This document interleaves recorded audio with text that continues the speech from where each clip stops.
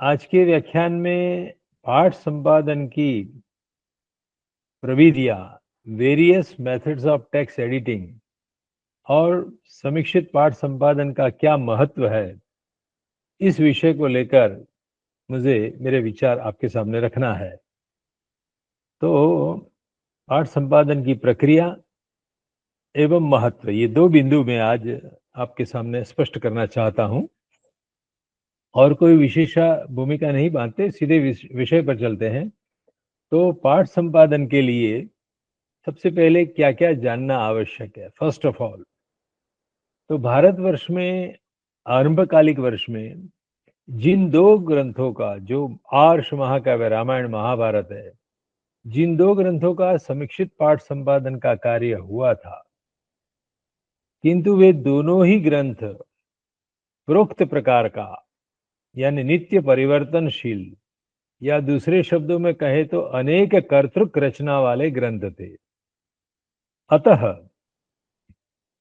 उनके ही मार्ग पर, यानी प्रोक्त प्रकार के ग्रंथ के लिए जो अमल में लाई गई संपादन पद्धति थी, प्रक्रिया थी, प्रविधि थी, उसी प्रविधि और उन्हीं के सिद्धांतों के आधार पर चलकर संस्कृत साहित्य के विविध प्रकार के जो ग्रंथ कल हमने देखे थे, उन सबका पाठ संपादन करना सही नहीं होगा, क्योंकि हम इस बात से अब अवगत हो गए हैं कि संस्कृत साहित्य में जितने भी ग्रंथ है, वो सब एक प्रकार के नहीं हैं।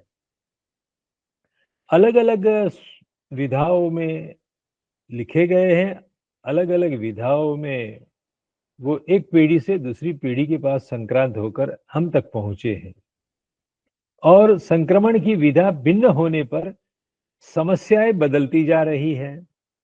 जो समस्याएं श्रुत पाठ परंपरा के साथ है, उससे भिन्न प्रोक्त पाठ परंपरा में है, उससे भिन्न प्रयोग मूलक में है, उससे भिन्न कृत साहित्य में है।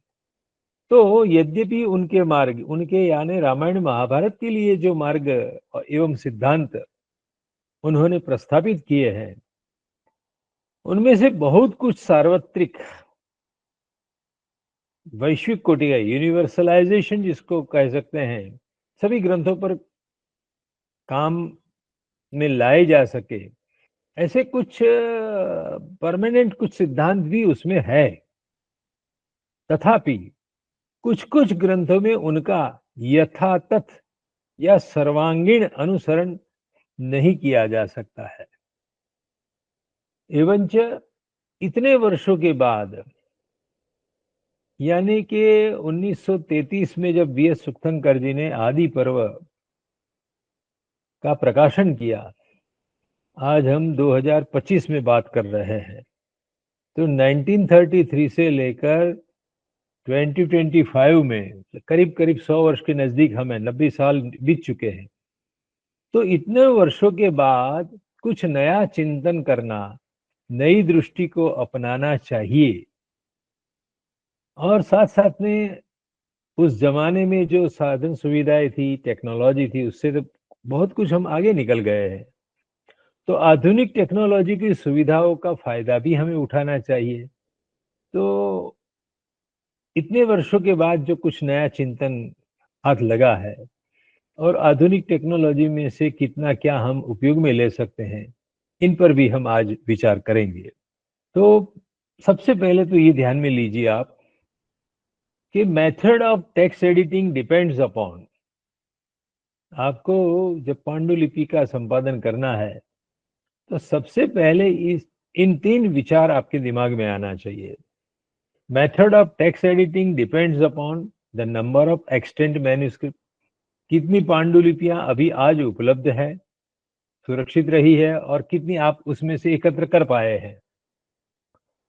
There are multiple manuscripts available in our ग्रंथ भंडारास, बट आप समय की सीमा के कारण और वहां की संस्थाओं का कोऑपरेशन पूर्ण रूप से नहीं मिलने के कारण आप उन सबको प्राप्त नहीं कर पाएंगे।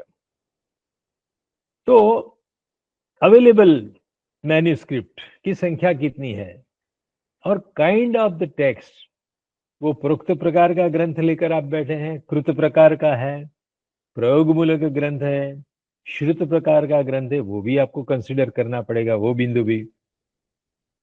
And history of text transmission, किस तरह से, किस विधा से वो आपके पास संक्रांत होकर आया है, वो भी आपको ध्यान में लेना पड़ेगा।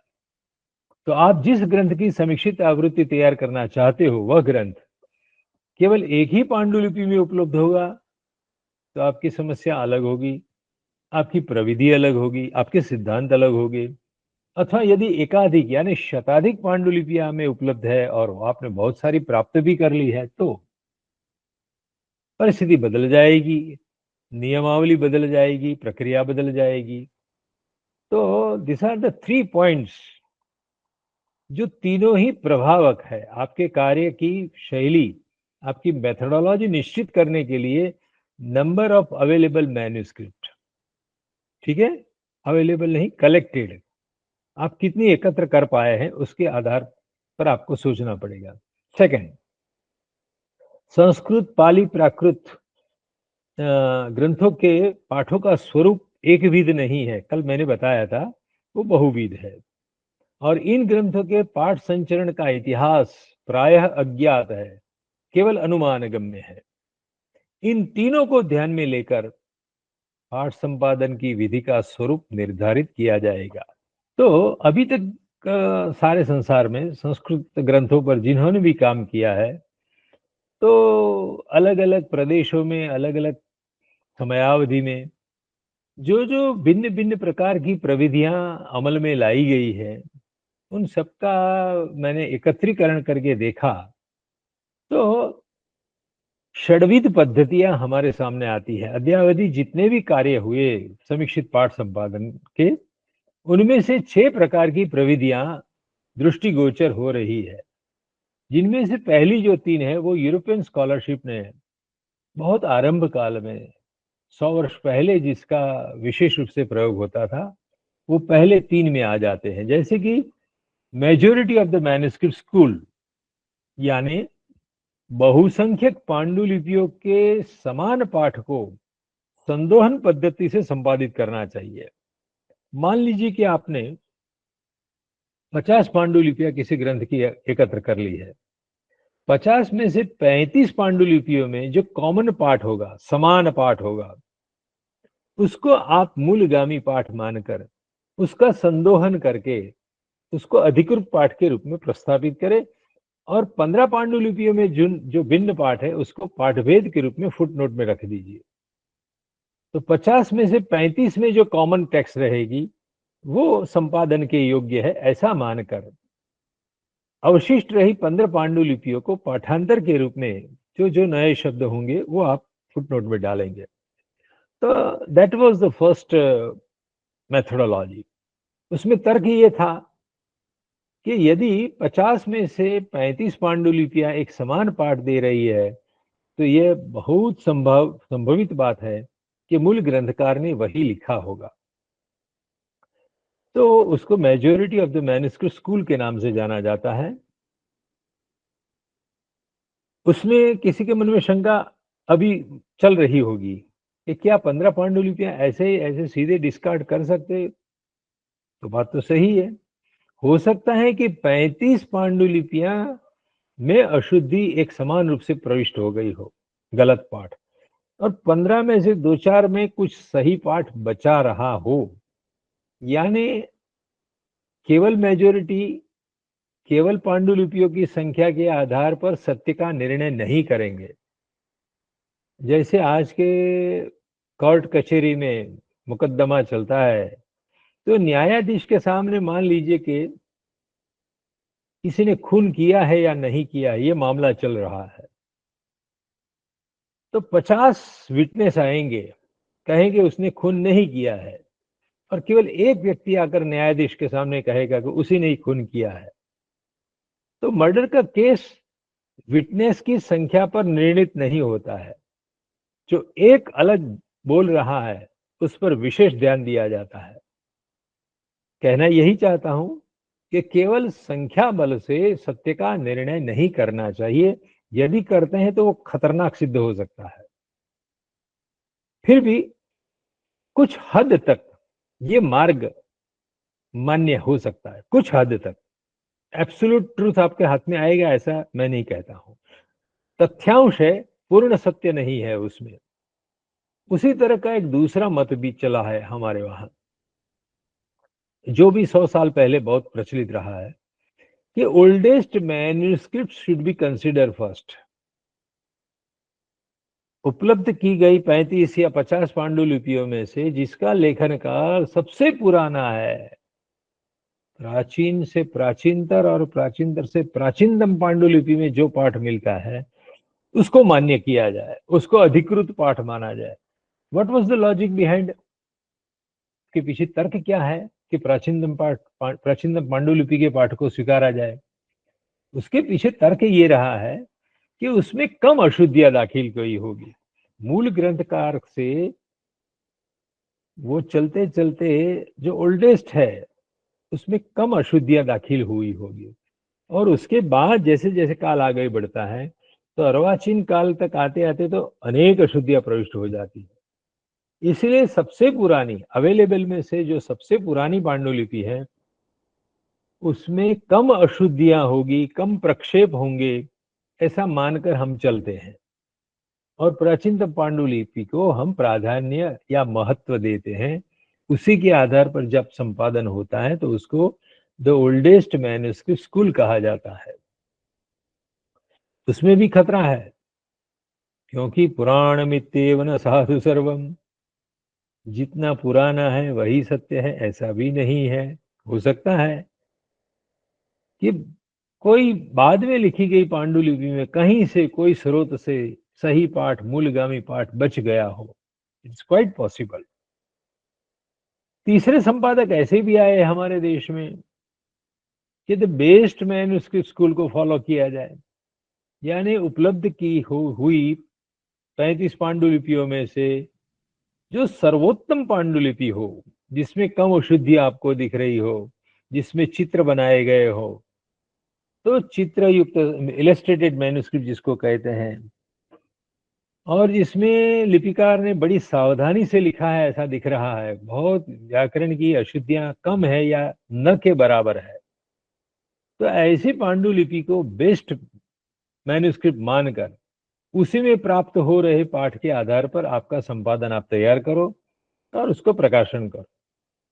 लेकिन सुंदरता भी सत्य का पर्याय नहीं हो सकती।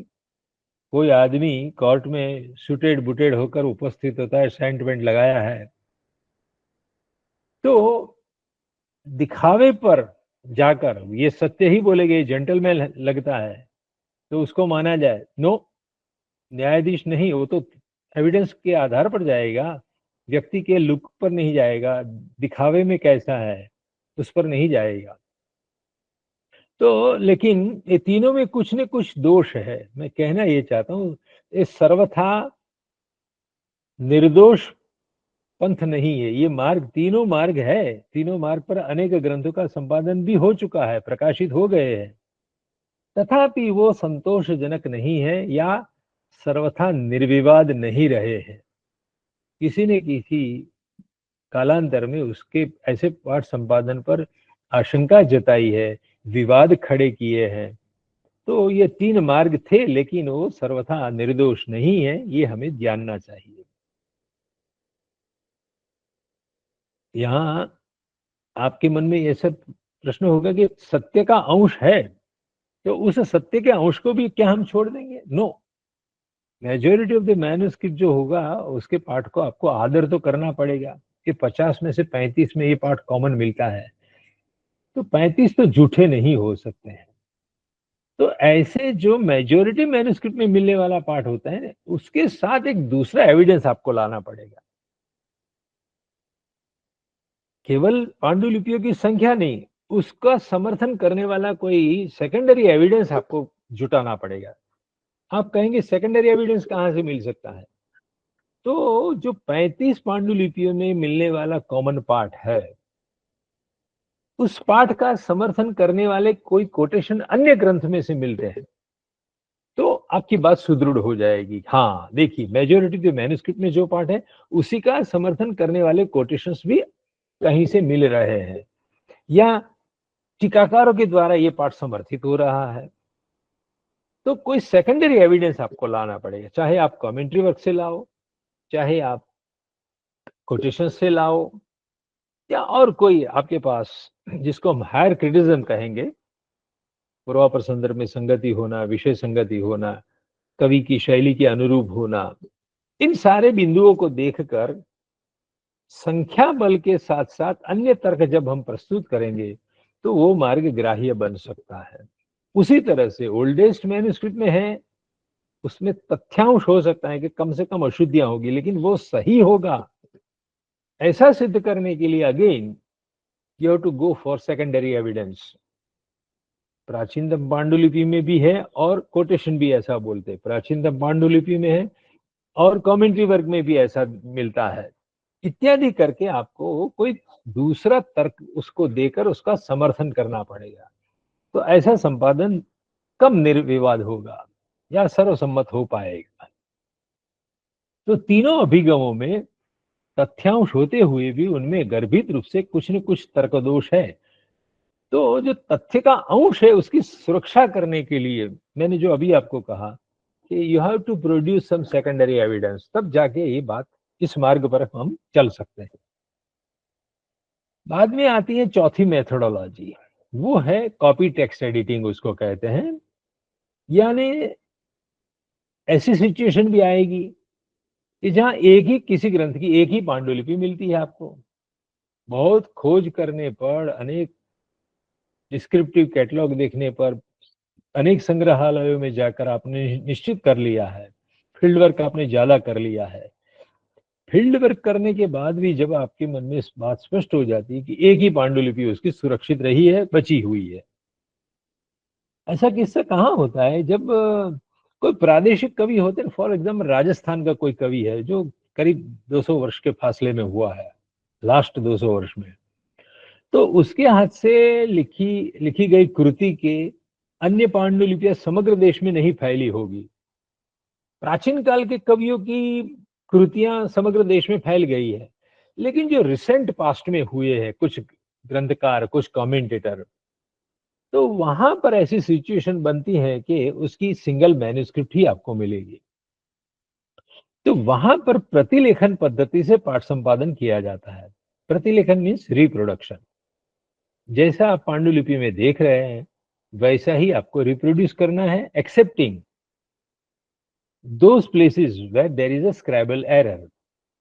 उनमें से जहां जहां लिपिकार के हाथ से कुछ खलन हुए, अशुद्धियां दाखिल हुई है, उन अशुद्धियों को आपको पहले शुद्ध करना पड़ेगा, व्याकरण से उसको ठीक करना पड़ेगा।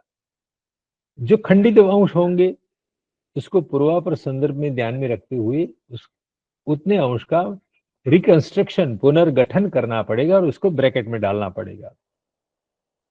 तो जब इकलौती पांडुलिपि होती है, सिंगल मैन्युस्क्रिप्ट, कॉडेक्स यूनिकम जिसको कहते हैं, तो कॉडेक्स यूनिकम के सिचुएशन में कॉपी टेक्स्ट एडिटिंग नाम की विधा का, प्रविधि का उपयोग किया जाता है। ठीक है। अब पांचवी पद्धति जो है वो थोड़ी विवादास्पद है, लेकिन उस मार्ग पर बहुत सारे हमारे संस्कृत के विद्वान चल पड़े हैं, बड़े दिग्गज विद्वानों के उसमें नाम है। वो है मधुकर वृत्ति से पाठ संपादन करना। ये मधुकर वृत्ति शब्द का ट्रांसलेशन मैंने किया है। एक्चुअली अंग्रेजी में उसके लिए इक्लेक्टिक प्रिंसिपल्स ऐसा शब्द का प्रयोग होता है। जैसे इलेक्शन से हम किसी व्यक्ति का चयन करते हैं, ये हमारा प्रतिनिधि होगा, जननायक होगा, तद्वत कभी कभी अनेक पांडुलिपियां एकत्र करके जब विद्वान बैठता है पाठ संपादन करने के लिए, तो वो अलग अलग पांडुलिपि में से जहां से जो अच्छा अच्छा मिलता है, जिसमें व्यंजना हो, जिसमें अलंकार सुंदर हो, ऐसे सुंदर अर्थ देने वाला, चमत्कृतिपूर्ण अर्थ देने वाला जो पाठ हो, पाठ या पाठांतर होगा, उसका वो चयन करता है। जैसे कोई भ्रमर अलग अलग पुष्पों में से रस का पान करता है, वैसे जब संपादक अलग अलग पांडुलिपि में से, irrespective of their time period, irrespective of their places, जहां से जो अच्छा पाठ उनकी दृष्टि से मिला उसका वो चयन कर लेता है और उसको प्रकाशित करता है।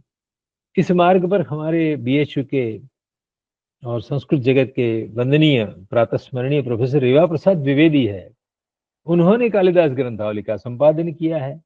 वो स्पष्ट रूप से अपनी प्रेफेस में लिखते हैं, साहित्य अकादमी दिल्ली से जो रघुवंश उन्होंने क्रिटिकल एडिशन के रूप में प्रकाशित किया है 1993 में, उसकी प्रेफेस में उन्होंने लिखा है कि I have followed eclectic principles, और उसी मार्ग पर रघुनाथ नंदरगीकर भी चले थे उससे 100 साल पहले, जिन्होंने मल्लिनाथ की टीका के साथ अंग्रेजी अनुवाद के साथ रघुवंश का संपादन किया है। आरजी नंदरगीकर का बहुत बड़ा नाम है। उन्होंने भी अपनी प्रेफेस में लिखा है कि I have followed the eclectic principles, जहां से जो अच्छा पाठ मुझे मिला, जो विभिन्न कमेंट्रियों का उन्होंने उपयोग किया, विभिन्न पांडुलिपियों का उन्होंने उपयोग किया, लेकिन जहां से जो अच्छा पाठ लगा उसको कालिदास का पाठ मानकर उसका प्रकाशन उन्होंने किया। तो उसको मधुकर वृत्ति से किया गया पाठ संपादन मैं कहता हूं। बस यहीं पर अब आपत्ति होती है। देखने में तो अच्छी मेथोडोलॉजी लगती है, बहुत सारे बड़े बड़े विद्वान उस पर मार्ग पर चले हैं, लेकिन उसमें आपको उस विद्वान की विद्वत्ता पर श्रद्धा रखनी पड़ती है। हाँ भाई, हमारे में इतनी बुद्धि नहीं है, जो रेवा प्रसाद जी कहते हैं वही हमारे से तो बहुत सोचे समझे हुए अलंकार शास्त्र का रसपान जिन्होंने किया है, जिनकी जिह्वा पर व्याकरण है, छंद शास्त्र है, अलंकार शास्त्र है, ऐसे दिग्गज विद्वान के द्वारा संपादन किया गया है, तो उसमें हम श्रद्धा करके उसको स्वीकार लेते हैं। लेकिन उसमें उस विद्वान की वैयक्तिक रुचि अरुचि अनिवार्य रूप से प्रविष्ट होती है, यानी ऐसा संपादन ऑब्जेक्टिव नहीं रहता है, not on the basis of कि भी कौन सी पांडुलिपि कितनी पुरानी है या मेजोरिटी में क्या है, वो कुछ नहीं देखते। जहां से उनकी दृष्टि से जो अच्छा है उसका उन्होंने ग्रहण कर लिया, जैसे भंवरा करता है। तो जब पाठ संपादक की अपनी उनकी निजी रुचि अरुचि प्रविष्ट होती है, उनका जजमेंट प्रविष्ट होता है, तो कालांतर में कोई दूसरा उससे भी बड़ी प्रज्ञा वाला व्यक्ति आएगा, वो उसके साथ सहमति नहीं बताएगा। यानी इक्लेक्टिक प्रिंसिपल से किया गया पाठ संपादन is meant to be a debatable. आप मानकर चलिए, आज नहीं तो कल उसके साथ विवाद होगा ही होगा, क्योंकि हम उसको नहीं मानते हैं। आपको मैं आपके घर में आकर कह रहा हूं ऐसा समझिए। आज बनारस में जाके हम पूछते हैं कि कालिदास ग्रंथावली रेवा प्रसाद जी की आपने देखी, तो कहते हैं हाँ वो तो पंडित जी की ग्रंथावली है, यानी हमारे कालिदास की नहीं है। It is according to his opinion, means we are not agree with him. तो वहां के विद्वान उनको ये रेवा प्रसाद जी के कालिदास है ऐसे मार्मिक भाषा में उसका उपहास भी करते हैं। तो ये इक्लेक्टिक प्रिंसिपल पर जो संपादन होता है वो हमेशा विवादास्पद होते हैं और कदापि सर्वसम्मत नहीं बन सकते हैं। तो ये मार्ग भी खतरनाक है, क्योंकि उसमें सब्जेक्टिविटी है। तो the last methodology which is known as a stemmatic text editing, वंश वृक्ष पद्धति से किया गया पाठ संपादन, दैट इज एब्सोल्युटली ऑब्जेक्टिव। उसमें इस पाठ संपादक की वैयक्तिक रुचि अरुचि को कोई स्थान नहीं होता है।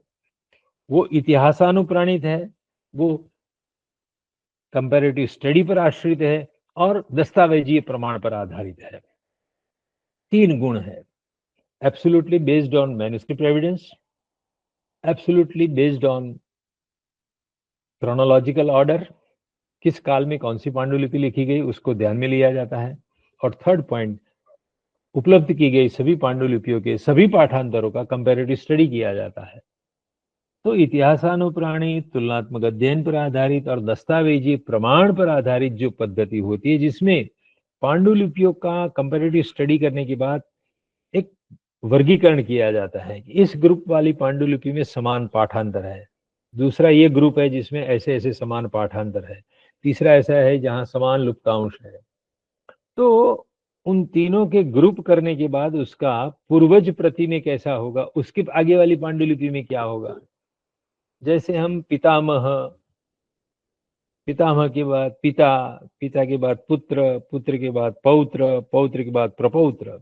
जैसे हमारे कुटुंबों में हम वंश वृक्ष बनाते हैं, उसी तरह से उपलब्ध की गई पांडुलिपियों का भी एक वंश वृक्ष सोचा जाता है, जो अनुमान गम्य होता है, कल्पना जनित होता है, और साम्य वैषम्य के तर्क पर वो निर्णित होता है।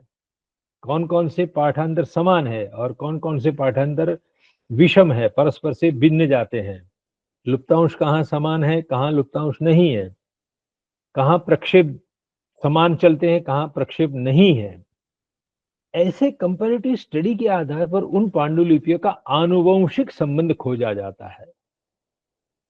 चचेरे भैया या मौसी मौसी की कौन पांडुलिपियां हैं, देखने में समान चेहरा होता है, लेकिन एक माँ की पुत्रियां कितनी हैं, मौसी की पुत्रियां कितनी हैं, तो उनका एक आनुवंशिक संबंध खोजा जाता है। उसी तरह से पांडुलिपियों का भी जब आनुवंशिक संबंध खोजकर पूर्वज पूर्वज प्रतियों का अनुमान किया जाता है, और सबसे प्राचीन समय में क्या रहा होगा उसका तर्क के आधार पर निर्णय करके जो संपादन होता है, उसको वंश वृक्ष पद्धति से किया गया पाठ संपादन कहता है।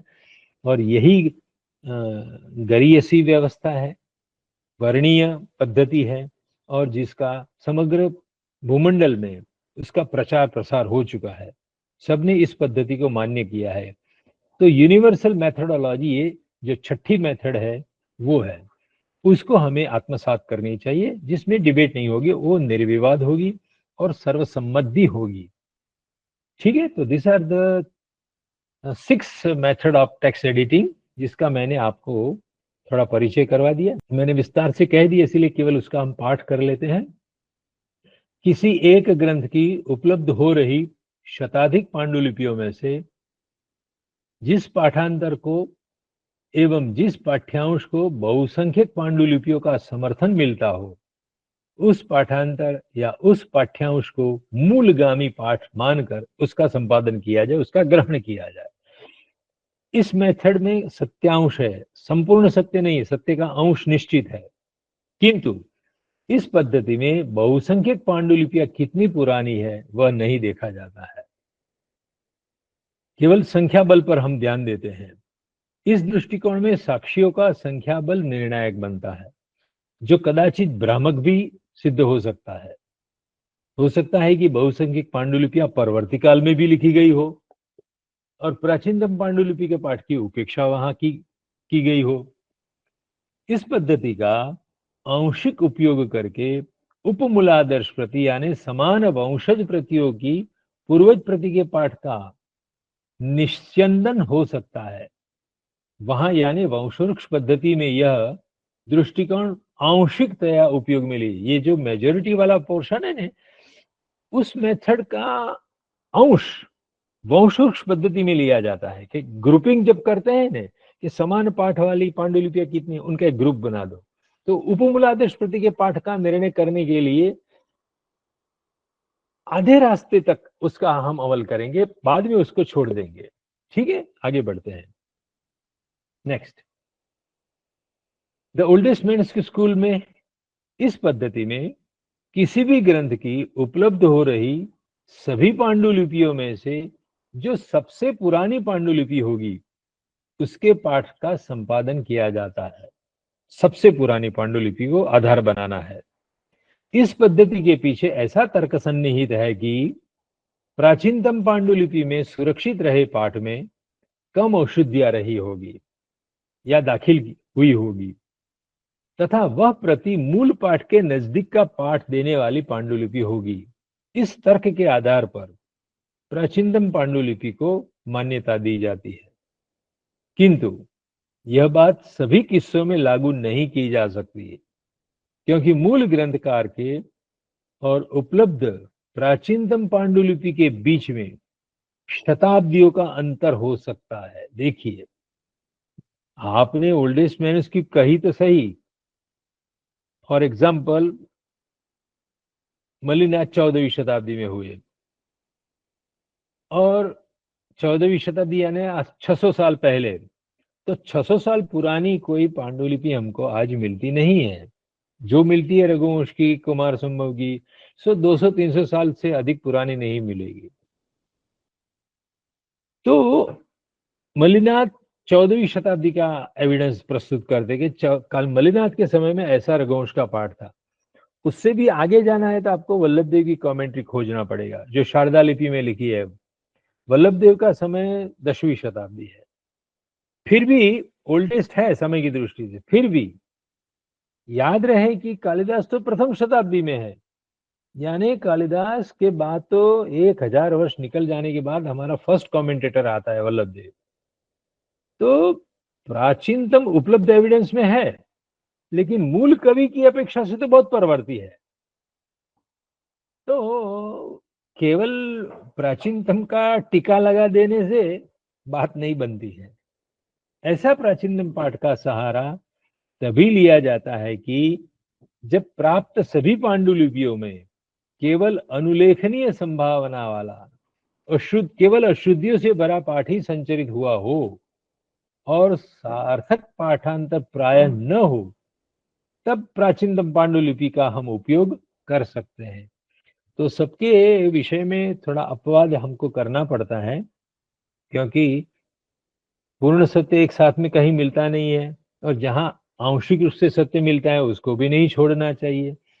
तो कदाचित ओल्डेस्ट मैन्युस्क्रिप्ट को भी हमें कंसीडर करना पड़ता है आंशिक रूप से, not in absolute sense. Next, the base manuscript school. किसी भी ग्रंथ की उपलब्ध अनेक पांडुलिपियों में से जिसमें सुंदर हस्ताक्षर हो, कम अशुद्धियां हो यानी बारीकी से ध्यान से लिखा गया हो, जिसमें बीच बीच में चित्रांकन भी किया गया हो, अलंकृत हो, उसी को आधार बनाकर जब पाठ संपादन किया जाता है तो उसे उत्तम पांडुलिपि को मानने वाला संप्रदाय कहा जाएगा। लेकिन जो प्रति बहिरंग से सुंदर हो, उसमें सही श्रद्धेय पाठ संचरित हुआ होगा, ऐसा मानना भ्रामक हो सकता है, क्योंकि सुंदरता सत्यता का पर्याय नहीं है। सचित्र पांडुलिपियों का मूल्य कला जगत के इतिहास के साथ जुड़ा है। उस रूप में उस प्रति का मूल्य हो सकता है, यानी if it is illustrated manuscript, बीच बीच में चित्रांकन है, तो कला जगत के इतिहास की दृष्टि से फलानी शताब्दी में ऐसी चित्रकला भारत देश में थी, तो उसका मूल्य कुछ दूसरे मुद्दे, उसके पाठ के विषय में उसका मूल्य नहीं करेंगे आप।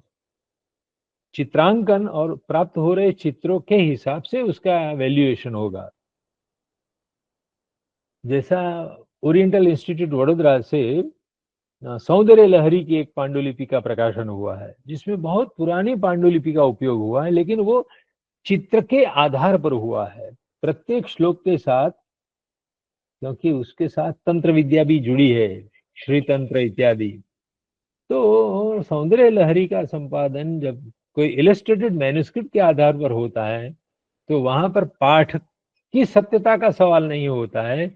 वहां पर प्रश्न होता है कि कौन से चित्र है, उसमें कौन सा तंत्र उस समय पर डेवलप हुआ था। तो ये बात है। आगे बढ़ते हैं।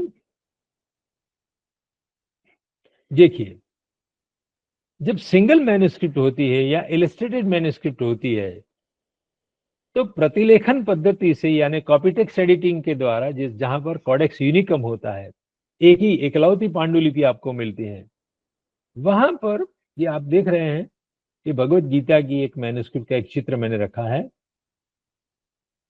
इति श्री भगवा भगवद, नीचे सेकंड लाइन में गीता सुपनिषत्सु ब्रह्म विद्या याम योग शास्त्री श्री कृष्णार्जुन संवाद इत्यादि करके विश्वरूप दर्शन, भगवान ने विश्वरूप दर्शन करवाया, तो वहां पर ये चित्र बीच में जोड़ा है। जब किसी भी कृति का पाठ केवल एक ही पांडुलिपि में उपलब्ध हो रहा हो, अथवा शिलालेख या पर्वतलेख स्तंभ लेख, ताम्रपत्र पर लिखा हुआ पाठ हो, उसका संपादन करने का सवाल आता है, या किसी ग्रंथकार का कहीं से स्वहस्तलेख आपको मिल गया, ऑटोग्राफ मिल गया, अथवा चौथी संभावना, फोर्थ सिचुएशन, कि जहां लघु चित्र वाली पांडुलिपि आपको मिल गई है, उसका संपादन आपको करना है, तो वहां पर प्रतिलेखन पद्धति से पाठ संपादन करना चाहिए, यानी copy text editing. You have to reproduce the text with some correction, with necessary correction. आवश्यकता जहां जहां लगे वहां पर लहिया के प्रमाद को दूर करते हुए सही पाठ को आपको प्रकाशित करना चाहिए, जिसमें प्रत्येक अक्षर का सम्यक वाचन, each letter should be deciphered correctly. पांडुलिपि पढ़ते जाओ आप, शब्द को नहीं पढ़ना है, प्रत्येक अक्षर को पहचानना है कि क लिखा है या फ लिखा है, यकार लिखा है या पकार लिखा है. तो प्रत्येक अक्षर का सम्यक वाचन पहला अपेक्षित होता है, एवं यथातथ निरूपण अपेक्षित है. उसका एज इट इज आपको you have to reproduce it. यदि कोई अक्षर लुप्त है या विनष्ट हुआ हो, तो पूर्वापर संदर्भ को ध्यान में लेते हुए जो सुसंगत हो, ऐसे कल्पित पाठ का पुनर्गठन आपको करके उसको ब्रैकेट में रखना है, कोष्टक में रखना है. तो this is the methodology for a single manuscript. Codex unicum के लिए या इलस्ट्रेटेड मैन्युस्क्रिप्ट के लिए ये चौथे प्रकार की मेथोडोलॉजी है, जिसके आधार पर समीक्षित पाठ संपादन तैयार किया जाता है. अब एकल पांडुलिपि के संदर्भ में हमारे अनुभव में, हमारे पुरोगामी 200 साल से संस्कृत विद्या में लोग काम कर रहे हैं. जब से सर विलियम जॉन्स ने विज्ञान शाकुंतल का 1789 में पहला प्रकाशन किया, आज 231 या 34 230 साल मान लीजिए करीब करीब. तो after 230 years we are talking about critical text editing. तो 200 वर्ष के इतिहास में सिंगल मैन्युस्क्रिप्ट के साथ काम करने वाले विद्वान जो आए हैं संपादन करने वाले, उनके दो अप्रोच दिखाई पड़ते हैं. एक होते हैं रूढ़िवादी संपादक, दूसरे होते हैं उदारतावादी पाठ संपादक.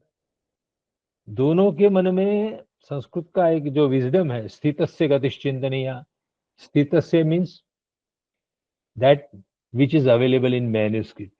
भाई ऐसा मिलता है, आप उसके साथ कैसा निपटा जाए. जो है वो वही एक ही मैन्युस्क्रिप्ट है, एक ही मैन्युस्क्रिप्ट में ऐसा गलत पढ़ा जा रहा है, ऐसा खंडित पाठ है, तो उसके साथ क्या किया जाए. स्थितस्य गति ही चिंतनीय, उसका समाधान सोचना चाहिए. तो समाधान जो गति ही चिंतनीय की बात है यहाँ, way out, to find out the way out, उससे कैसे मार्ग निकाला जाए. जब एक ही पांडुलिपि है तो how we can go further. तो उस विषय में देर आर टू अप्रोचेस. एक होता है रूढ़िवादी संपादक, दूसरे होते हैं उदारतावादी. वो लोग क्या करते हैं, तो जहां जहां पर सिंगल मैन्युस्क्रिप्ट में अवाच्यांश मिलेगा या त्रुटितांश मिलेगा, तो उसके लिए वो लोग रूढ़ि का, यानी जो परंपरा चली आ रही है, जो मैन्युस्क्रिप्ट में दिखाई पड़ता है कि ये भाग खंडित है, तो वहां वो लोग डॉट डॉट डॉट करके उसका एज इट इज रिप्रोडक्शन करते हैं कि भाई मुझे प्राप्त हुई पांडुलिपि में इतना भाग नष्ट हो गया है.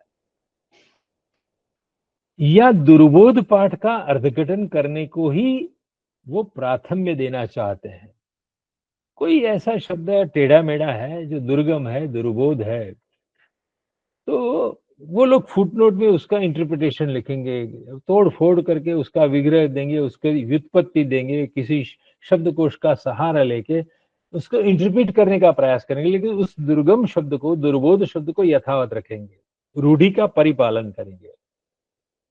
दुर्बोध पाठ को व्याकरण या कोश की मदद से सुसंगत करके दिखाने में वो कौशल समझते हैं, और परंपरागत पाठ की रक्षा ही पाठ की सेवा समझते हैं. उसको बनाए रखो. चित्तस्य गति ही समर्थनीय, इस अर्थ में वो काम करते हैं. जो है उसको एज इट इज बनाए रखिए. चित्तस्य गति ही समर्थनीय, ये उनका रूढ़िवादियों का अप्रोच रहा है. उसके ऑपोजिशन में there are some scholar, brilliant scholars, वो कहते कि नहीं नहीं नहीं नहीं नहीं नहीं, ये काम तो मशीनी काम है, डॉट डॉट डॉट डॉट करके छोड़ देना. हमने क्या हमारी विद्वत्ता उसमें अप्लाई की. So they don't tolerate this kind of activity. उदारतावादी जो होते हैं थोड़ा फॉरवर्ड होते हैं। वो क्या करते हैं, असंबद्ध अथवा दुर्बोध पाठ को असह्य मानते हैं, हटाओ उसको। ऐसे असंबद्ध पाठ को, इरिलेवेंट टेक्स्ट कोई चल रही है या दुर्गम है, तो उसको नहीं सहन करते ये लोग। पूर्वापर संदर्भ में जो अनुकूल प्रतीत होता हो, ऐसे कल्पित पाठ का वो सुझाव देते हैं। यद्यपि वो भी ब्रैकेट में रखेंगे कि दिस इज माय सजेशन, ऐसा नहीं होना चाहिए, ऐसा होना चाहिए। तो पाठ सुधार एवं पाठ पुनर्गठन के वे पक्षपाती होते हैं। They will recreate something new. इसका अद्भुत उदाहरण जो प्राप्त होता है, अति अद्भुत और सर्वमान्य शिरोमान्य उदाहरण मिलता है नाट्यशास्त्र की अभिनव भारती टीका के संपादन आचार्य विश्वेश्वर ने जो किया है, ज्ञान मंडल सीरीज वाराणसी से जिसका प्रकाशन हुआ है, और डॉक्टर नगेंद्र ने, दिल्ली के प्रोफेसर ने उसका संपादन किया है। तो रिकंस्ट्रक्शन का काम आचार्य विश्वेश्वर जी ने किया है। हिंदी जगत में बहुत बड़ा नाम है, अपार वैदुष्य है, वंदनीय व्यक्ति है। तो उन्होंने देखिए नाट्य शास्त्र पर जो अभिनव गुप्त पादाचार्य की टीका है, मैंने 2 दिन पहले बताया था, लिखी गई कश्मीर में, लेकिन 2 पांडुलिपियां उसकी केवल सुरक्षित रही मलयालम में, केरला में, और दोनों में समान स्थान पर लुप्तांश है। यानी वो डिट्टो कॉपी वाली मैन्युस्क्रिप्ट है। कहने के लिए संख्या में 2 मैन्युस्क्रिप्ट, लेकिन उसमें जो पाठ परंपरा है वो एक ही, एक में से दूसरी को बनाई गई है। इसीलिए समान स्थान में समान अशुद्धि है, समान खंडितांश है। अब जो जो भाग खंडितांश है, तो बड़ौदा की क्रिटिकल एडिशन जो है, जो रामकृष्ण कवि ने संपादित किया, उन्होंने वहां डॉट डॉट रखा है, ये विनष्ट भाग है।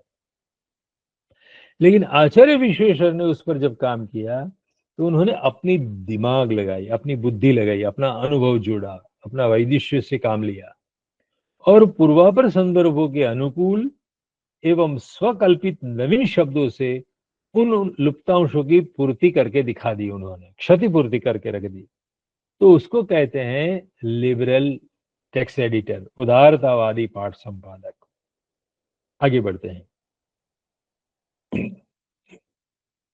आप कहेंगे उसका एक नमूना हमको दिखाइए। तो आचार्य विश्वेश्वर ने लुप्त पाठ का पुनर्गठन, नवरचना कैसे करके दिखाई है। तो वडोदरा की आवृत्ति में मंगलाचरण का श्लोक लुप्त घोषित किया गया है 6ठे अध्याय में, जो रसाध्याय है नाट्यशास्त्र का प्रमुख अध्याय, जिसमें श्रृंगार रस की निष्पत्ति, अनुभूति कैसे होती है, हास्य की, भयानक की, करुण की, इसकी चर्चा है रसाध्याय, जिसमें तत्र विभावानुभाव व्यभिचारी संयोगाद रस निष्पत्ति वाला रससूत्र आया है, उस अध्याय की बात है। आचार्य विश्वेश्वर ने कहा कि अभिनव गुप्त ने अष्टमूर्ति शिव की एक एक मूर्ति को प्रत्येक अध्याय में प्रणाम किया है। आरंभ से देखें आप, तो 1 से 5 अध्याय में क्रमशः अभिनव गुप्त पाद ने पृथ्वी रूपी शिव तत्व को प्रणाम किया, जल रूपी शिव तत्व को प्रणाम किया, इस अभाव वाला श्लोक लिखा। तेज यानी अग्नि रूप शिव स्वरूप को प्रणाम करते हुए मंगल श्लोक लिखा है। बाद में वायु रूप, बाद में आकाश रूपा मूर्ति, शिव की मूर्ति को प्रणाम हो चुका है 5 अध्याय में। तो अब यानी 6ठे अध्याय में वो मंगल श्लोक नहीं मिलता है आरंभ में, कमेंट्री के आरंभ में। तो उन्होंने सोचा कि सूर्य, चंद्र और आत्मा, अष्टमूर्ति शिव है, तो उसमें चंद्र, सूर्य और आत्मा अवशिष्ट रह गए हैं। अतः षष्ठाध्याय के आरंभ में शिव की चंद्र रूपा मूर्ति को प्रणाम होना चाहिए। ये उन्होंने अपना वैदिश्य लगाया कि इस ऑर्डर में संभव है कि आचार्य विश्वेश्वर ने चंद्र रूपा मूर्ति, क्योंकि सोमो भूत्वा रसात्मक, भगवद गीता में चंद्रमा को प्रणाम किए हैं, वो रस के अधिष्ठाता देवता है। तो उन्होंने अपनी बुद्धि से एक अक्खा पूरा नया श्लोक बना दिया। आप्यायन्तीम जगत्कृत्स्नम प्रक्षरन्तीम रसामृतम चंद्रमूर्तिम प्रभोर्वंदे सरसाम सुमनोहराम। तो रसाध्याय के आरंभ में रसमयी, अमृतमयी चंद्रमूर्ति को ही नमस्कार करना उचित उन्होंने समझा। तो ऐसे पूर्व अभिनव गुप्त के पूर्व दृष्ट आशय को, पूर्व दृष्ट यानी 1 से 5 अध्याय में जो आशय देखा गया है, उसको ध्यान में लेकर 6ठे में क्या होगा, वो उन्होंने सोचा और तद अनुसार चंद्र रूपी शिव मूर्ति को नमस्कार करता हुआ नया मंगल श्लोक बना के रख दिया। This is called a reconstruction of a lost portion. खंडित पाठ का पुनरुद्धार उन्होंने कर दिया, जो मान्य हो सके ऐसा लगता है। मधुकर वृत्ति से पाठ संपादन करने की विचारधारा कहाँ कब सही हो सकती है, कहाँ नहीं हो सकती है। तो इक्लेक्टिक टेक्स्ट एडिटिंग, किसी के घर से आवाज आ रही है, आप मेहरबानी करके अपना माइक चेक कर लीजिए, उसको म्यूट कर दीजिए। तो पांडुलिपियां जब शताधिक होने पर और सार्थक पाठांतर होने पर मधुकर वृत्ति का आश्रय करना अनौचित्यपूर्ण लगता है। सिचुएशन देखिए, किस सिचुएशन में ये इक्लेक्टिक प्रिंसिपल पर हमें नहीं जाना चाहिए। तो सिचुएशन ये है कि आपके पास 100 शताधिक पांडुलिपियां, मोर देन 100 मैन्युस्क्रिप्ट एकत्र आप करके बैठे हैं।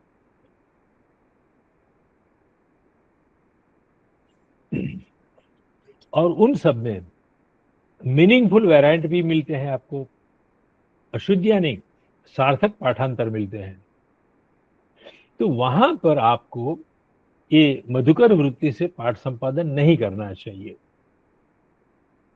वहां आप क्या करेंगे, गुणवत्ता सभर पाठांतर का आप स्वीकार कर लेंगे और सरल सुगम पाठांतर का अस्वीकार कर देंगे। उसमें दोष क्या है इस पद्धति में? तो पाठ संपादक की अपनी रुचि एवं अरुचि प्रतिबिंबित होती है, यानी कि आपका पूरा पाठ संपादन सब्जेक्टिव हो जाएगा, ऑब्जेक्टिव नहीं रहेगा। You have apply your choice. तो पांडुलिपियों में संचरित पाठांतर एवं संपादित पाठ के बीच में आधुनिक संपादक का विचार जुड़ा रहता है। अतः ऐसा पाठ संपादन विवादास्पद बनेगा तथा सर्व स्वीकार्य नहीं बनेगा। किसी की दृष्टि से कोई और जो पाठांतर आपने डिस्कार्ड करके फुटनोट में डाला है, तो किसी को लगे कि मेरी रुचि के अनुसार तो नीचे पाठ है, then he will start debating with you कि आपका संपादन मुझे मान्य नहीं है।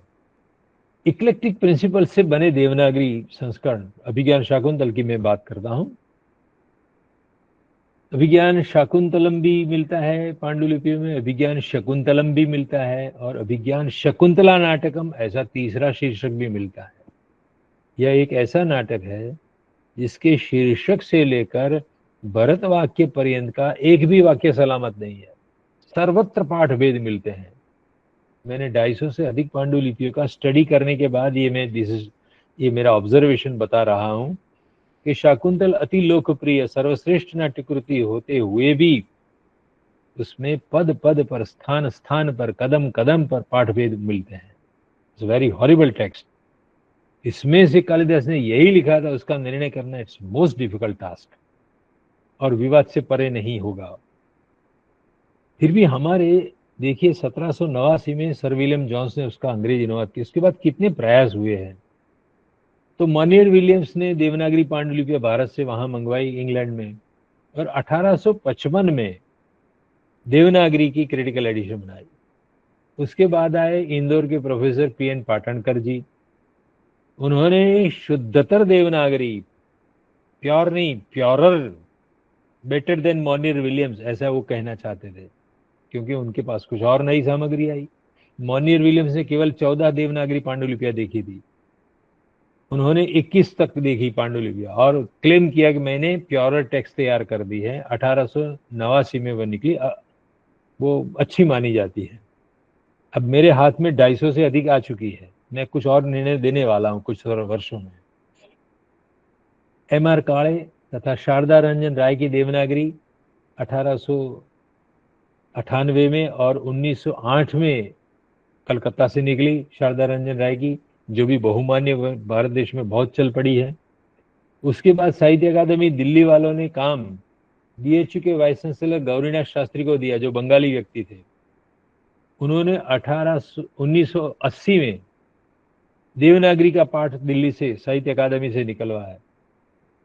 लेकिन क्या कहे, बड़े लोग थे, वाइस चांसलर थे। उन्होंने प्रीफेस में लिखा है कि मेरे पास तो समय बहुत कुछ नहीं था, मेरी फलानी फलानी शिष्या ने जो काम किया वो मैं प्रकाशित कर रहा हूँ। यानी अपने स्टूडेंट की विद्वत्ता पर विश्वास करके उनको सौंपा गया काम उन्होंने किसी अपनी छात्रा को एंट्रस्ट कर दिया और वो प्रकाशित हुआ है, उन्होंने स्वयं ने लिखा है। ऐसी विद्वानों की निंदा करना मुझे उचित नहीं लगता है, लेकिन मैं विद्वानों का पक्ष नहीं ले सकता हूँ। मैं कालिदास का पक्ष लेना चाहता हूँ, इसीलिए मुझे कुछ नेगेटिव बोलना आवश्यक लगता है। यद्यपि ये सभी विद्वान वंदनीय है, मेरे से बहुत कुछ तपस्या करने वाले हैं, सब कुछ मैं जानता हूँ, फिर भी मैं कालिदास को ध्यान में लेते हुए, कालिदास के साथ न्याय अभी तक नहीं हुआ है, इस बात के दर्द से पीड़ित व्यक्ति हूं, इसलिए बोल रहा हूं। तो रेवा प्रसाद द्विवेदी आए बाद में, उन्होंने अपने जीवन काल में 4 बार कालिदास ग्रंथावली का संपादन किया, 4 या 5 बार। यानी उनकी पूरी जिंदगी उन्होंने कालिदास के पीछे लगाई है। फिर भी अनेक स्थान पर उन्होंने अपने स्वकल्पित नए पाठ दिए हैं, सारी मैन्युस्क्रिप्ट एविडेंस को उपेक्षा करके, पांडुलिपियों में क्या है क्या नहीं है वो देखे बिना। मुझे लगता है कि ऐसा होना चाहिए।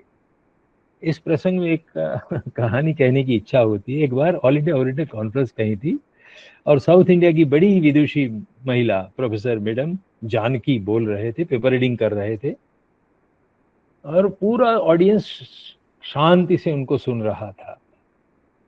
और वो मैडम जानकी ने बताया कि जब मैं रात में सो जाती हूँ तो कालिदास मेरे कानों में आकर कहे जाते हैं कि मैंने ये लिखा था। और बड़ी भक्ति से लोग सुन रहे थे, क्योंकि बहुत बड़ी उस जमाने की साउथ इंडिया की विदुषी महिला थी। लेक्चर पूर्ण होने के बाद हमारे गुजरात के प्रोफेसर तपस्वी नांदी खड़े हुए और उन्होंने कहा, मैडम जब मैं सो जाता हूं तो कालिदास मुझसे भी बात करते हैं, केवल आपसे क्यों बात करेंगे, मेरे कान में और कुछ कहे गए हैं। तो पूरा हास्य से भर गया हॉल। कहने का तात्पर्य यह है कि कोई विद्वान को ऐसा क्लेम नहीं करना चाहिए कि मुझे लगता है, मुझे कालिदास ने स्वप्न में आकर कहा है कि उन्होंने यही लिखा था। ऐसा क्लेम किसी को नहीं करना चाहिए। You should go on documentary evidence only. ये बनी हुई हकीकत ने आपको सुना दी। मधुकर वृत्ति कहाँ क्यों अनुचित? तो एक कर्तृक काव्य हो जहां निश्चित रूप से हम जानते हैं कि भी कुमार संभव तो कालिदास ने ही लिखा था, मालती माधव तो बहुभूति ने लिखा था। जो सिंगल ऑथरशिप वाली रचना है, एक कर्तृक रचना है, या जो श्रुत प्रकार का साहित्य यानी बौद्ध त्रिपिटक एवं जैनों के आगम ग्रंथ, उसमें आधुनिक पाठ संपादक यदि मधुकर वृत्ति से काम लेगा तो रुचि अरुचि प्रतिबिंबित होगी ही होगी। एक बार कृत प्रकार के साहित्य में, काव्य नाटक इत्यादि में, जो रेवा प्रसाद का केस है। और जो श्रुत साहित्य है वहां पर सांप्रदायिक अभिनिवेश, हीनयान वाले कहेंगे कि ऐसा बुद्ध ने बोला था, महायान संप्रदाय वाले कहेंगे ऐसा बुद्ध ने बोला था। जैनों में भी 2 संप्रदाय हैं। दिगंबर संप्रदाय वाले ऐसे टेक्स्ट को मानते हैं, श्वेतांबर मूर्ति पूजक अलग मानते हैं। तो जब जब ऐसे जो धर्म प्रवर्तक गुरु की टेक्स्ट होती है जिसमें मूल धर्म प्रवर्तक व्यक्ति ने कागज कलम पर लिखकर कोई उपदेश दिया नहीं है, कैथोलिक संप्रदाय वाला और प्रोटेस्टेंट वाला अलग हो गया। जहां जहां पर शुद्ध प्रकार का साहित्य है वहां पर ये इक्लेक्टिक प्रिंसिपल भी विवाद का, संप्रदायों में तनाव की स्थिति पैदा करने वाली पाठ संपादन पद्धति होती है। बिवेयर ऑफ इट, उससे डर के बच के रहिए आप। दोनों में स्वीकृत पाठ्यांश के प्राचीनतर या प्राचीनतम अंश खोजने का उपक्रम ही नहीं है। This is the lacking point. They don't go for what is older, what is oldest. ये हमारे फिलॉसफी महायान संप्रदाय के अनुकूल है, ये हीनयान के अनुकूल है, ये श्वेतांबरों के लिए अनुकूल है, ये दिगंबरों के लिए अनुकूल है। अपने संप्रदाय को बढ़ावा देने के लिए उस तरह के पाठ का चयन किया जाता है। सो ये भी विवादास्पद होते हैं और झगड़े का मूल बन जाता है। तब संदोहन पद्धति से पाठ संपादन करने की जो बात मैं कर रहा हूं, तो सार्थक पाठांतर वाली शताधिक पांडुलिपियां होने पर संदोहन पद्धति उचित लगती है। मधुकर वृत्ति नहीं है, संदोहन, देयर इज ए डिफरेंस। बहुसंख्यक पांडुलिपियों का पाठ ग्राह्य रखो और अल्पसंख्यक पांडुलिपियों का पाठ अग्राह्य घोषित करो, किंतु पुनः विचारणीय। उसका गुण पक्ष क्या है? तो पाठ का ग्रहण वस्तुलक्षी कहा जाएगा कि आपने मेजोरिटी मैन्युस्क्रिप्ट के आधार पर पाठ का चयन किया है, तो partially it will be A objective decision. किंतु उनका दोष पक्ष क्या है? किंतु उसमें समयानुक्रम यानी प्राचीनतरता का विचार छूट जाता है। आपने क्रोनोलॉजिकल ऑर्डर में पांडुलिपियों को नहीं देखी, केवल संख्या बल पर गए आप, तो कहाँ उपयुक्त है ऐसी पद्धति? तो पहले जो मैंने कहा आपको कि उपमूलादर्श प्रति कुछ हद तक वंशज प्रतियों में से पूर्वज प्रति, पूर्वज से अति पूर्वज प्रति के पाठ की ओर जाने के लिए, ये पाठ निर्धारण करने के लिए कुछ हद तक ये संदोहन पद्धति आपको उपयोगी हो सकती है, सिद्ध हो सकती है। नेक्स्ट आगे। अब वंश वृक्ष पद्धति, जिसको सारे संसार में आज माना जाता है, उसका महिमा अधिक है। स्टीमेटिक टेक्स्ट एडिटिंग, उसके 4 चरण होते हैं।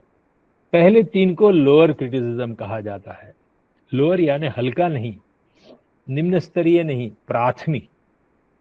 प्राथमिक पाठालोचना, पाठ समीक्षा। ह्यूरिस्टिक्स, जिसको अनुसंधान कहते हैं, यानी मैन्युस्क्रिप्ट एकत्र करो, कमेंट्री एकत्र करो, संतुलन पत्रिका बनाओ, उसके आधार पर वंश वृक्ष बनाओ।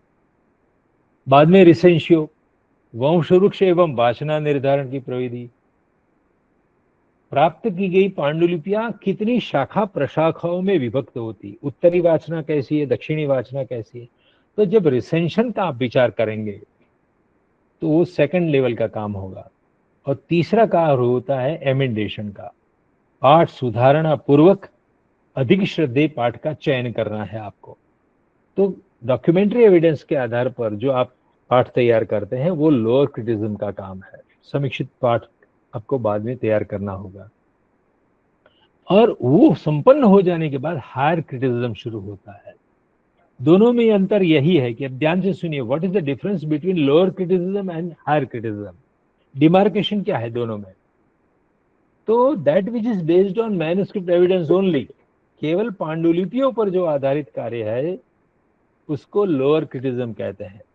और जब हम पांडुलिपियों के साक्ष्य से बाहर निकलकर कोई बाहरी एविडेंस के आधार पर चर्चा शुरू करते हैं तो उसको हायर क्रिटिसिज्म कहा जाता है। तो प्राथमिक यानी निम्न स्तरीय पाठ समीक्षा में केवल पांडुलिपि के साक्ष्य को ध्यान में लिया जाता है, और उच्चतर समीक्षा में पांडुलिपियों के साक्ष्य से बाहर जाकर उपलब्ध पाठांतरों की तर्कनिष्ठ परीक्षा की जाती है तथा आंतरिक संभावना पर ज्यादा बल दिया जाता है, तो उसको हायर क्रिटिसिज्म कहते हैं। ठीक है, सी द पिक्चर। इसमें भी एक उल्टा वृक्ष रखा है, जिसमें सबसे ऊपर है ऑटोग्राफ, मूल ग्रंथकार का स्वहस्तलेख, जो कालग्रस्त हो गया है, जमीन में दबी हुई मूलियां हैं वृक्ष की, जो कहीं से मिलने वाला पाठ नहीं है, केवल अनुमान गम्य है। उसके लिए ग्रीक लैटिन में ऊर टेक्स्ट शब्द का प्रयोग होता है, जो अनुमान गम्य है। और उसकी जो फर्स्ट कॉपी किसी ने बनाई होगी, जैसे वाल्मीकि ने रामायण लिख दिया, लव कुश ने पहली कॉपी जो बनाई होगी उसको आर्चीटाइप कहते हैं। ये पूरी टर्मिनोलॉजी विदेश से चली आई है, ग्रीक लैटिन से, क्योंकि बाइबल के लिए प्रयुक्त की गई थी। तो आर्चीटाइप यानी first copy of an autograph, वहां तक पाठ संपादक को जाने की कोशिश करनी है। उपलब्ध पांडुलिपियां, जो ग्रीन पत्ते दिखते हैं आपको, हरे रंग के पर्ण दिखाई पड़ते हैं, पल्लव दिखाई पड़ते हैं, वो आज उपलब्ध हो रही एक्सटेंट मैन्युस्क्रिप्ट कही जाती है। Extent manuscript number 1, number 2, number 3, 550 35 पांडुलिपि आपको मिलेगी। उसके साम्य वैषम्य को, पाठांतरों के साम्य वैषम्य को, लुप्तांश के साम्य वैषम्य को देखकर आपको ग्रुपिज्म करना है, और ग्रुप के अनुसार एक ग्रंथ कितनी शाखाओं में प्रवाहित हुआ है वो निश्चित करना है। तो जितनी शाखाएं आपको दिखेगी उसको रिसेंशन कहते हैं, वाचना कहते हैं। जैसे महाभारत की वाचना है, दक्षिण उत्तर भारत की, दक्षिण भारत की अलग अलग होती है। रामायण में भी 2 वाचनाएं मिली है, सभी ग्रंथों में ऐसा हो सकता है। तो आपको स्टार्ट कहाँ से करना है? उपलब्ध पांडुलिपियों से, नीचे से, यानी पर्ण से शुरू करके मूल तक जाने की आपको कोशिश करनी है। तो वंशवृक्ष पद्धति में ऊर्ध्वमूलम अधशाखम जो है ना भगवत गीता का, उसमें यहाँ क्या है, उसके उल्टा है। पर्ण से लेकर मूल तक जाने की कोशिश आपको करनी है, नीचे से लेकर ऊपर जाना है। तो वो वंशवृक्ष पद्धति का हार्द वही है। नेक्स्ट, शताधिक पांडुलिपियों के लिए वंशवृक्ष पद्धति में कंप्यूटर का आजकल उपयोग शुरू हुआ है। क्लासिक टेक्स्ट एडिटर नाम का प्रोग्राम बाहर निकाला है विदेशों में। This software is costing about few hundred euros, pound का इक्वल है euro. There is a website collect.net। This is a online tool for collation. संतुलन पत्रिका, पांडुलिपियों के पाठ वेदों का कंपैरेटिव स्टडी करने के लिए कंप्यूटराइज एक प्रोग्राम बनाया गया है जिसको collect.net कहते हैं। कोलेशन शीट आपको स्थूल रूप से फुलस्केप पेपर में नहीं बनानी है, अब वो अपने आप जनरेट हो सकती है कंप्यूटर के माध्यम से। अब ये विदेशों में चल रही है, अभी भारत में कब आएगा भगवान जाने, क्योंकि उसमें कुछ खर्च लगता है, वो लोग ऐसी एप्लीकेशन मुफ्त में नहीं देते हैं। और you can use Excel program, जो मैं उपयोग में लेता हूँ। एक्सेल तो सबके हाथ में है ही, माइक्रोसॉफ्ट ऑफिस के साथ साथ। तो संतुलन पत्रिकाएं बनाने के लिए टेक्नोलॉजी का विनियोग अब अपेक्षित है।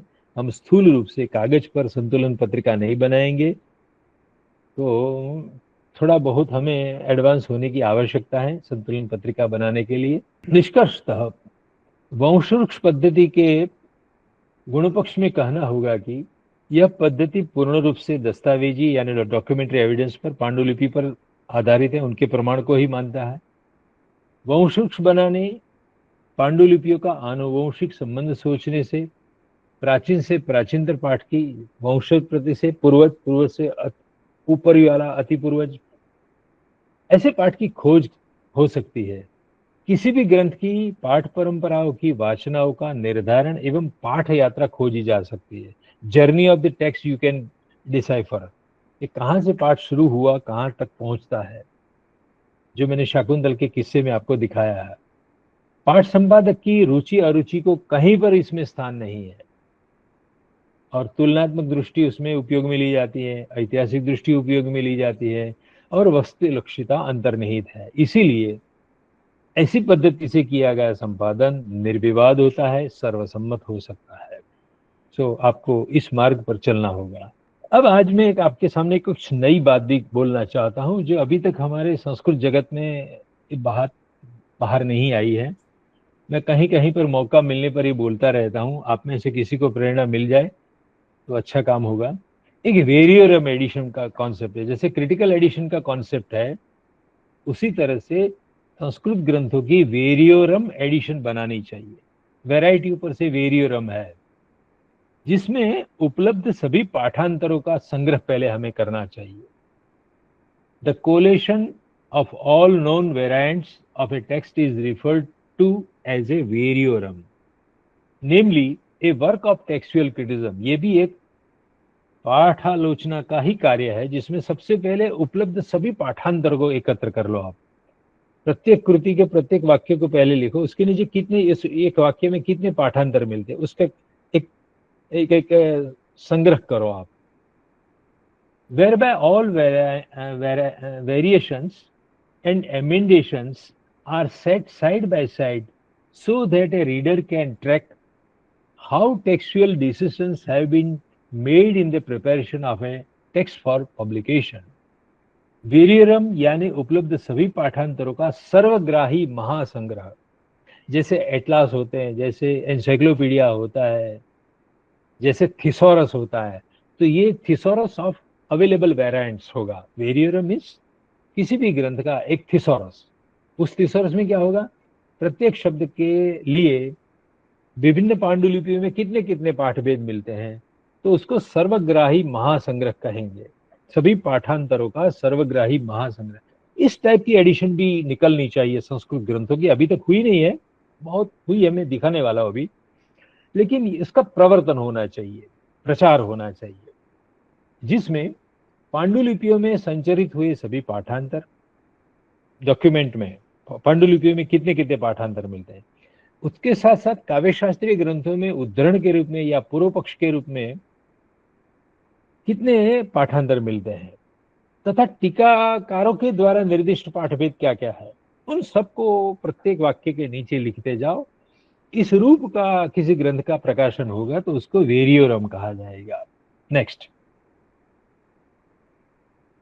सर विलियम जोन्स, जिन्होंने 1789 में, उनका जन्म हुआ था 1726 में, 46 में, और उन 200 वर्ष के बाद यानी आजादी के ठीक एक वर्ष पहले 1946 में उनकी द्विजन्म शताब्दी मनाई रॉयल एशियाटिक सोसाइटी कोलकाता के द्वारा, क्योंकि उनकी स्थापना उन्होंने पहले की थी।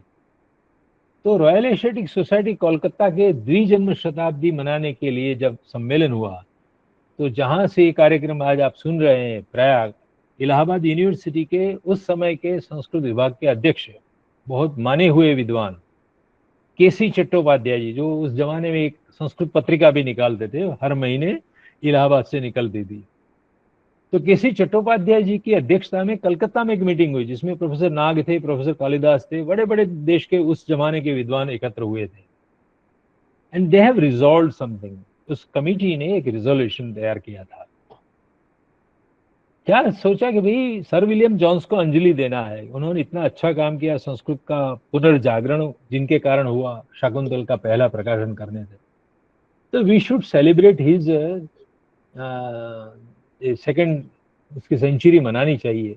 मनाने के लिए क्या करेंगे, तो कहते कि ए वेरियोरम ऑफ अभिज्ञान शाकुंतलम तैयार करना चाहिए। तो केसी चट्टोपाध्याय हैज मेंटली कॉन्सेप्चुअली उसके विषय में सोचा था, और उन्होंने ये वेरियोरम शब्द का प्रयोग किया था कि शाकुंतल के जितने भी आज पांडुलिपियां मिलती हैं, उनमें जितने भी पाठ भेद उसको एक साथ में प्रकाशित, कौन प्रकाशित करे, तो रॉयल एशियाटिक सोसाइटी उसको प्रकाशित करे। ये रिजोल्यूशन उन लोगों ने किया। बाद में रॉयल एशियाटिक सोसाइटी वो काम आज दिन तक नहीं किया।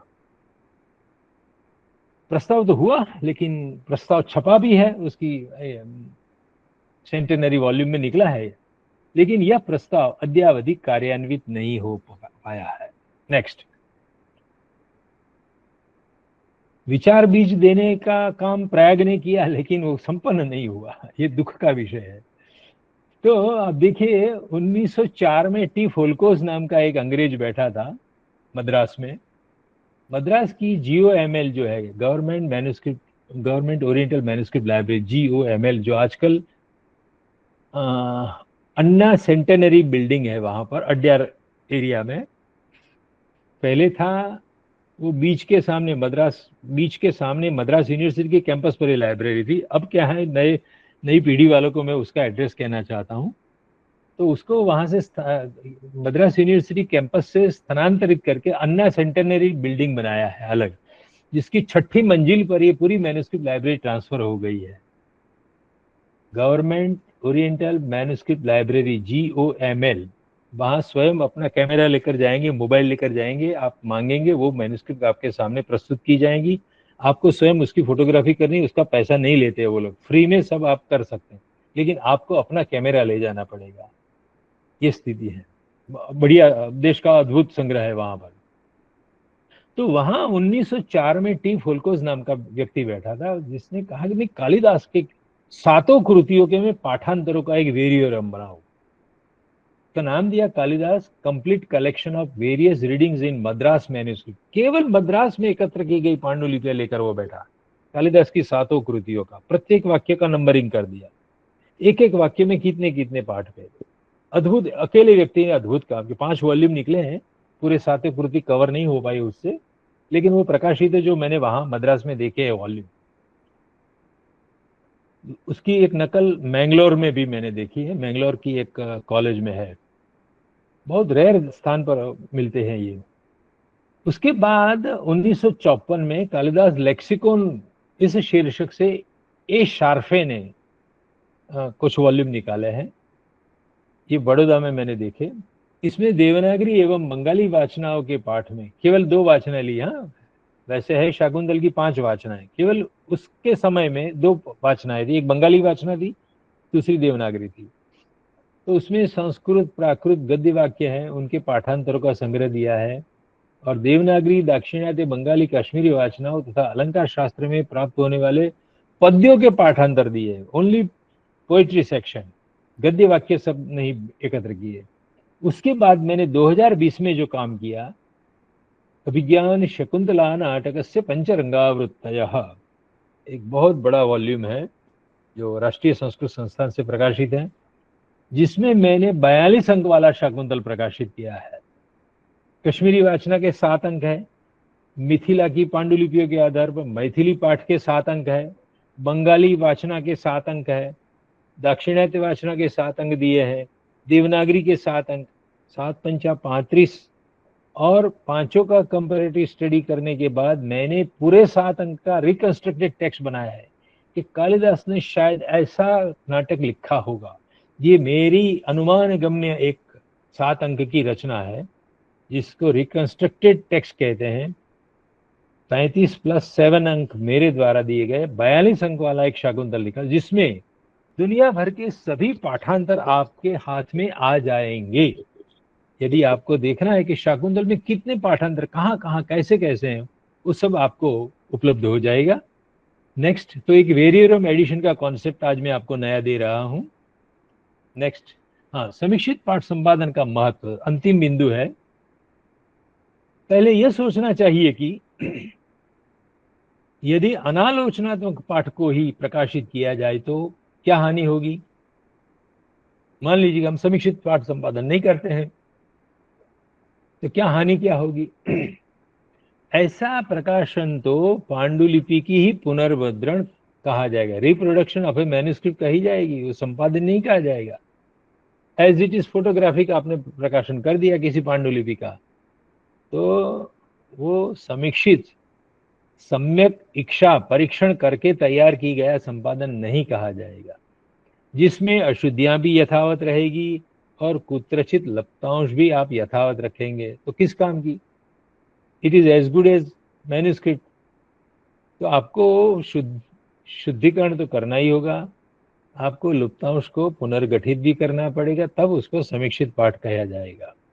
तथापि अब मान लीजिए कोई ऐसा क्यों करे, ऐसी कोई सिचुएशन है जिसमें एज इट इज रिप्रोडक्शन, हाँ हुआ है, ऐसा भी हुआ है हमारे वहां संस्कृत जगत में।